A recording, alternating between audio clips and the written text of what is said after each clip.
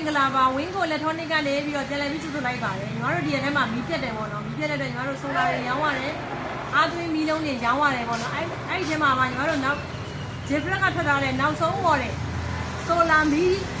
အိမ်နဲ့မိတ်ဆက်ပြီးမှဖြစ်ပါတယ်ဒီဆိုလာမီးအိမ်တွေကလင်းအားကောင်းပြီးတော့ညာလုံးပေါက်အထုံးခံတယ်နောက်သူ့မှာပါဝင်တဲ့ဆိုလာကလည်းအချက်ကြီးပဲဆိုလာရဲ့ system ကလည်းအရင်မြင့်တယ်ပေါ့နော်သူကမိုနိုဆိုလာဆဲနဲ့တူထားတဲ့အတွက်ညီမတို့ဒီမိုးအောင်နေရတော့မှ तू က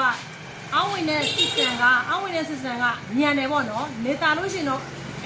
ever ကောင်းတယ် ever good ပဲအဲဒါကြောင့်မို့အခုဒီနေ့က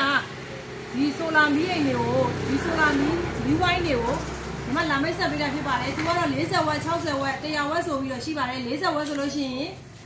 6000ကျွဲ100ဝက်ဆိုရင်9000ကျွဲနော်40ဝက်ဆိုရင်6000ကျွဲ